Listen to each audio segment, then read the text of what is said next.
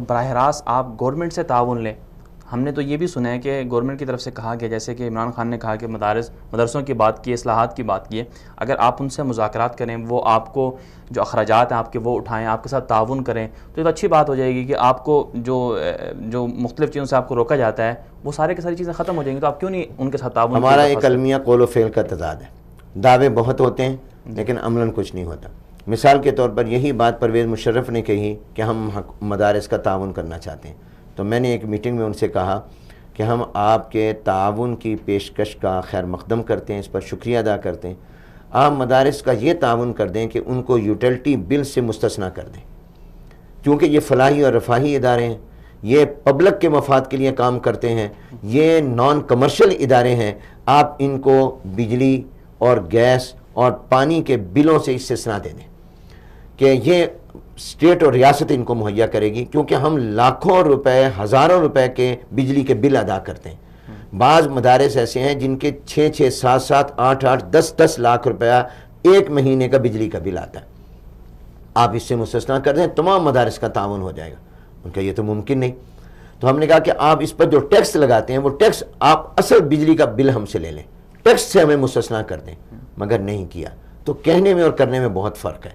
اگر گورنمنٹ ہمارے ساتھ تعاون کرنا چاہتی ہے اور تعاون میں مخلص ہے اور مذاکرات میں مخلص ہے، میں تو پچھلے 3 عشروں سے مذاکرات میں ہوں اور ہر گورنمنٹ کے ساتھ ہم نے مذاکرات کیے ہیں، لیکن میں سمجھتا ہوں کہ گورنمنٹ کے جو لوگ ہمارے ساتھ مذاکرات کرتے ہیں وہ ہمارے ساتھ مذاکرات نہیں کرتے، مذاق کرتے ہیں۔ وہ مذاکرات کے اندر سنجیدہ ہی نہیں ہے، وہ مذاکرات کو بامقصد بنانا نہیں چاہتے، وہ مذاکرات میں مخلص ہی نہیں ہے۔ جب تک حکومت سنجیدہ نہیں ہوگی اس وقت تک مسائل پیچیدہ رہیں گے۔ میں سمجھتا ہوں کہ اگر گورنمنٹ سنجیدہ ہوگی تو مسائل کا حل نکلے گا، بامقصد مذاکرات ہوں، نتیجہ خیز مذاکرات ہوں۔ پچھلے 3 عشروں سے ہمارے ساتھ مذاکرات کا کھیل کھیلا جا رہا ہے، ہر آنے والی حکومت 0 پوائنٹ پر ہمیں لے جاتی ہے۔ حالانکہ ہونا یہ چاہیے کہ تسلسل ہو، جہاں تک ہماری بات چیت ہو چکی ہے اس سے آگے آپ چلیں۔ یعنی ہمارا گورنمنٹ کے ساتھ مذاکرات یعنی معاہدے ہوئے ہیں اور ان معاہدوں کی خلاف ورزی حکومت کر رہی ہے۔ مثلا مدارس کی رجسٹریشن کے بارے میں باقاعدہ معاہدہ ہو چکا، اس معاہدے کی روشنی میں 4 صوبائی اسمبلیوں میں اور قومی اسمبلی میں قانون سازی ہو چکی۔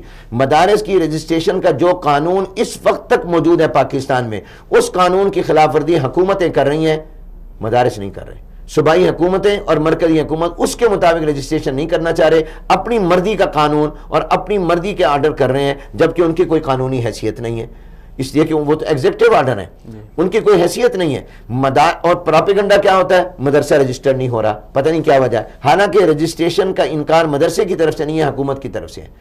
کہا جاتا ہے کہ ہم دیکھیں گے مدرسے کو فنڈنگ کہاں سے ہوتی ہے۔ اب فنڈنگ کے لیے آپ بینک اکاؤنٹ کھولیں۔ اب کہتے تو یہ ہیں کہ ہمیں مدرسہ بتائے کہ اس کی آمدنی کہاں سے ہو رہی ہے، اور دوسری طرف عمل یہ ہے کہ بینک اکاؤنٹ نہیں کھولتے۔ بھی بینک اکاؤنٹ کھولیں گے تمہیں خود پتہ چل جائے گا پیسہ کہاں سے آ رہا ہے۔